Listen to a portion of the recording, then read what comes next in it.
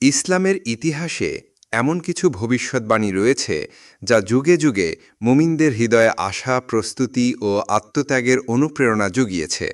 তাদের মধ্যে অন্যতম হল গজওয়াতুল হিন্দ বা হিন্দুস্তানে সংঘটিত এক মহাযুদ্ধের ভবিষ্যদ্বাণী, যা ইসলামের শেষ নবী হজরত মুহাম্মদ সাল্লাল্লাহু আলাইহি ওয়াসাল্লামের মুখনিসৃত। এই যুদ্ধের ব্যাপারে অনেক হাদিস এসেছে, যার কিছু সহিহ, কিছু হাসান, আবার কিছু দঈফ বা দুর্বল। তা সত্ত্বেও এই যুদ্ধের গুরুত্ব, মর্যাদা ও লক্ষ্য নিয়ে মুসলিম উম্মাহর মধ্যে বিস্তর আলোচনা এবং আগ্রহ রয়েছে।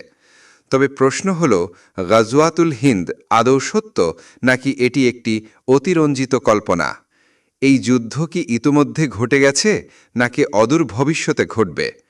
আমাদের এই ব্লগে আমরা হাদিসসমূহ, ইসলামী পণ্ডিতদের মতামত এবং বর্তমান বিশ্বের ভূ-রাজনৈতিক পরিস্থিতির আলোকে গাজওয়াতুল হিন্দ নিয়ে বিশ্লেষণ করব ইনশাআল্লাহ।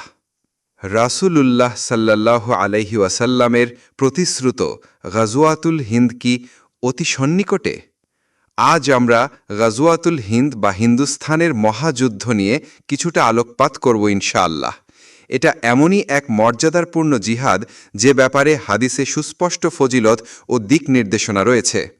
গজওয়াতুল হিন্দ বলতে ইমাম মাহদী এবং ঈসা এর আগমনের কিছু আগে অথবা সমসাময়িক সময়ে এই পাক ভারত বাংলাদেশে মুসলিম ও কাফিরদের মধ্যকার সংঘটিত যুদ্ধকে বুঝায়।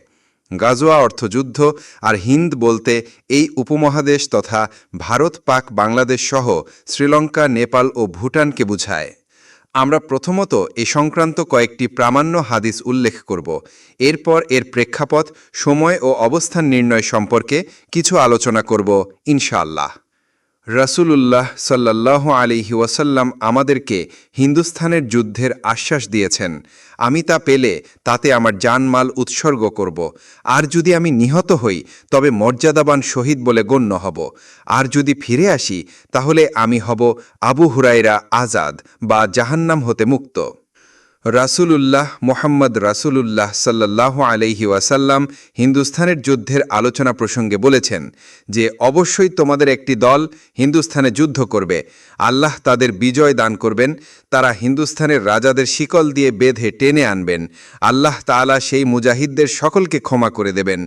অতঃপর মুসলিমরা যুদ্ধ থেকে ফিরে এসে ঈসা ইবনে মারিয়াম আলাইহিস সালামকে শামে পেয়ে যাবেন।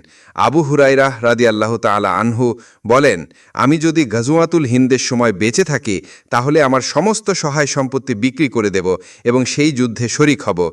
এরপর যখন আল্লাহ তাআলা আমাদের বিজয় দান করবেন এবং আমরা যুদ্ধ থেকে ফিরে আসব, তখন আমি হব জাহান্নামের আগুন হতে মুক্তিপ্রাপ্ত আবু হুরায়রা, যে শামে গিয়ে ঈসা ইবনে মারিয়াম আলাইহিস সালামের সঙ্গে মিলিত হবে। আবু হুরায়রা রাদিয়াল্লাহু তাআলা আনহু বলেন, আমি তখন নবীজিকে বলেছিলাম যে, হে আল্লাহর রাসূল, আমার খুব আকাঙ্ক্ষা যে আমি ঈসা আলাইহিস সালামের নিকটবর্তী হয়ে তাকে সংবাদ দেব যে আমি আপনার সংসরপ্রাপ্ত একজন সাহাবী।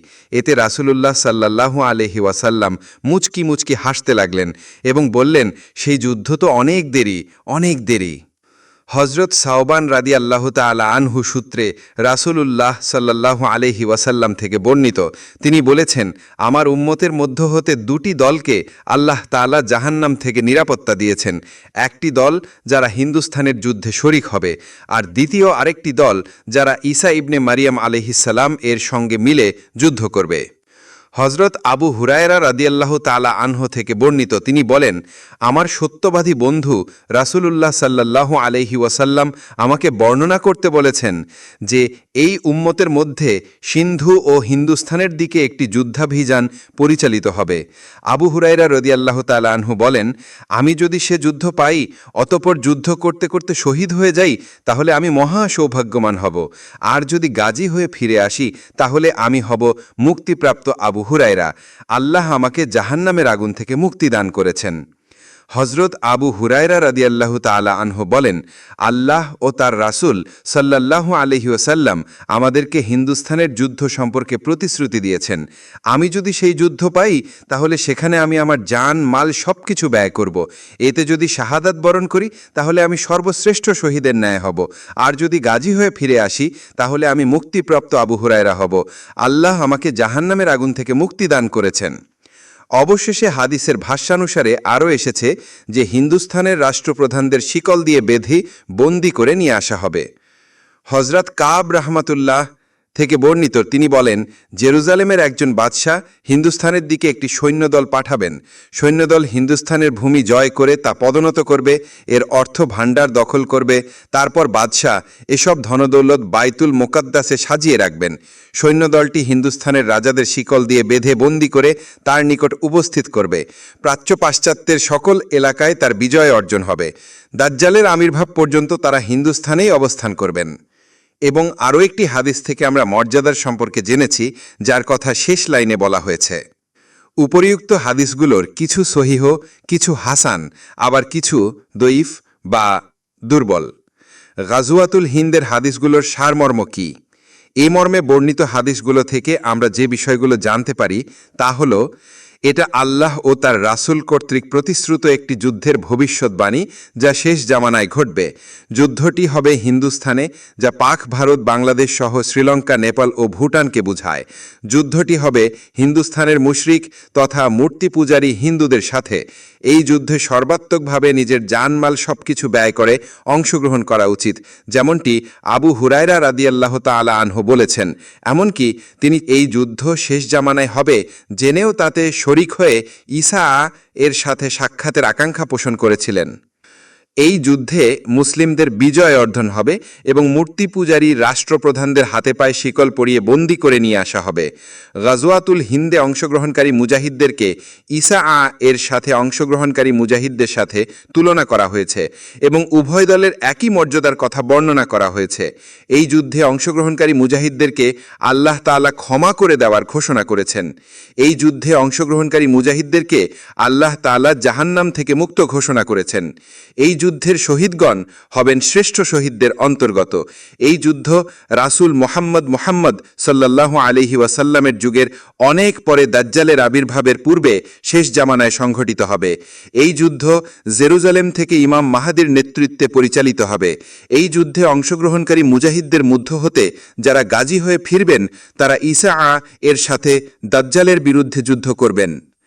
এই যুদ্ধ কোথায় ও কবে হবে সে নিয়ে কিছুটা মতানৈক্য রয়েছে, তবে আল হিন্দ দ্বারা ভৌগোলিকভাবে দুটি স্থানকে নির্দেশ করে। এক, ইরাকের বাসরা নগরী, যেমন শায়েখ মাশহুর হাসান স্বয়ং আল ইরাক ফি আহাদিসা ওয়া আথারিল ফিতানি ওয়াল মালাহিম গ্রন্থে বলেন যে হিন্দু বলতে কখনো কখনো ইরাকের বাসরা নগরীকেও বোঝানো হয়ে থাকে।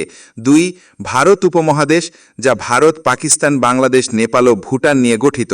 হাদিসে বর্ণিত আল হিন্দ বলতে সকল উলামায়ে কেরাম এই দ্বিতীয় অর্থ তথা ভারত উপমহাদেশই উদ্দেশ্য নিয়েছেন।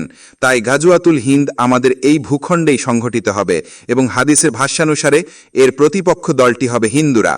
এই যুদ্ধ পূর্বে হয়ে গেছে নাকি অদূর ভবিষ্যতে হবে, এ নিয়ে উলামায়ে কিরামের মাঝে কিছুটা মতানৈক্য পাওয়া যায়। কতিপয় উলামায়ে কিরামের মতে এই যুদ্ধ বনি উমাইয়ার শাসনামলে মোহাম্মদ বিন কাসিম রাহমাতুল্লাহ এর ভারত বিজয়ের মাধ্যমে সংঘটিত হয়ে গেছে। কারো মতে সুলতান মাহমুদ গাজনী রাহমাতুল্লাহ এর ভারত অভিযানের দ্বারাই এই যুদ্ধ শেষ হয়ে গেছে। কিন্তু গাজওয়াতুল হিন্দের সবগুলো হাদিস সামনে রাখলে প্রতিভাত হয় যে এই যুদ্ধ এখনও হয়নি, বরং ঈসা এর আগমনের কিছুকাল পূর্বে ইমাম মাহাদির নেতৃত্বে এটা সংঘটিত হবে এবং এই যুদ্ধের গাজীরাই সিরিয়ায় গিয়ে ঈসা আর সাথে দাজ্জালের বিরুদ্ধে যুদ্ধ করবে। ভারত বিভাগের সম্ভাবনার জন্য কাশ্মীর সীমান্তে 7 লক্ষ সেনা মোতায়েন, হিন্দু বিভাগ এবং সুরেন্দ্রনাথ কিং টাকি পয়েন্টার মতো ভাষণের কারণে তার যে পরিস্থিতি সৃষ্টি হয়েছে তা থেকে ধরা পড়ছে এইখানে ইসলামকে টিকে রাখতে উম্মতের একটি দলকে এদিকে অগ্রসর হতে হবে এবং এটি ঘটবে সেই সমসাময়িক সময়ে যখন সমগ্র দুনিয়াতে ইসলামের ক্রান্তির লগ্নে বৈশ্বিক শাসন ব্যবস্থা খিলাফতের আদলে সাজাতে আল্লাহ ইমাম মাহদিকে প্রেরণ করবেন, যার খিলাফতের 7তম বছরে দাজ্জালের আবির্ভাব হবে এবং দাজ্জালের সাথে মহাযুদ্ধের নেতৃত্ব দিতে ঈসা আর আগমন ঘটবে। ভারত বিভাগের সম্ভাবনার জন্য কাশ্মীর সীমান্তে ৭ লক্ষ সেনা মোতায়েন, হিন্দু বিভাগ এবং সুরেন্দ্রনাথ টাকি পয়েন্টের মতো ভাষণের কারণে তার যে পরিস্থিতি সৃষ্টি হয়েছে তা থেকেই ধরা পড়ছে এইখানে ইসলামকে টিকিয়ে রাখতে উম্মতের একটি দলকে এদিকে অগ্রসর হতে হবে এবং এটিই ঘটবে সেই সমসাময়িক সময় যখন সমগ্র দুনিয়াতে ইসলামের ক্রান্তির লগ্নে বৈশ্বিক শাসন ব্যবস্থা খিলাফতের আদলে সাজাতে আল্লাহ ইমাম মাহদিকে প্রেরণ করবেন, যার খিলাফতের ৭তম বছরে দাজ্জালের আবির্ভাব হবে এবং দাজ্জালের সাথে মহাযুদ্ধের নেতৃত্ব দিতে ঈসা আর আগমন ঘটবে।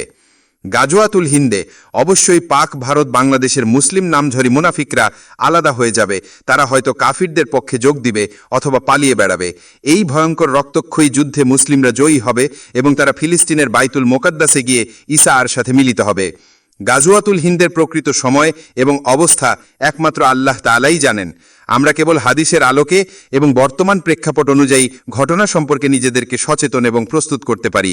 সার্বিক বিচারে আমাদের কাছে মনে হচ্ছে এই যুদ্ধ খুবই সন্নিকটে, কেননা এই যুদ্ধের সাথে ইমাম মাহাদি ও ঈসা আর সম্পর্ক রয়েছে।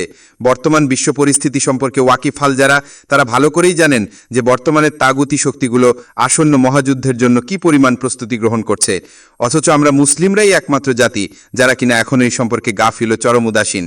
রাসূলুল্লাহ সাল্লাল্লাহু আলাইহি ওয়াসাল্লাম আমাদেরকে এত করে সতর্ক করে দিয়ে গেছেন, যার কারণে তাগুতরা পর্যন্ত সতর্ক হয়ে গেছে, আর আমরা হতভাগার দল আজও আমাদের অভ্যন্তরীণ কোন্দলে জড়িত। হে আমার প্রিয় ভাই, ঘুম থেকে এবার জাগো, একবার চেয়ে দেখো রাসূলুল্লাহ সাল্লাল্লাহু আলাইহি ওয়াসাল্লামের ভবিষ্যৎবাণী ও বর্তমানের ভয়ঙ্কর পরিস্থিতি। এখনই যদি সতর্ক না হও, তাহলে ঘুম থেকে জেগে দেখবে তোমরা শিয়রে অস্ত্র হাতে তাগুতের বাহিনী দণ্ডায়মান। হে আমার দিনের বন্ধু, এখনই সময় সজাগ হওয়ার, প্রস্তুতি নেওয়ার। অসময়ে তোমার দৌড়ঝাঁপ তোমার কোনো কাজে আসবে না। সত্যের বাহিনী তোমার অপেক্ষায় আছে, সাড়া দাও তাদের ডাকে, নইলে আর সময় পাবে না। হে আল্লাহ, তুমি মুসলিম বিশ্বের এ বিনাশী নিদ্রা তুটে দাও, তাদের অন্তর্চক্ষু খুলে দাও, আশু বিপদ অনুধাবনের শক্তি দাও। আল্লাহ, আমাদের রক্ষা করো, হিম্মত দাও, তাওফিক দাও।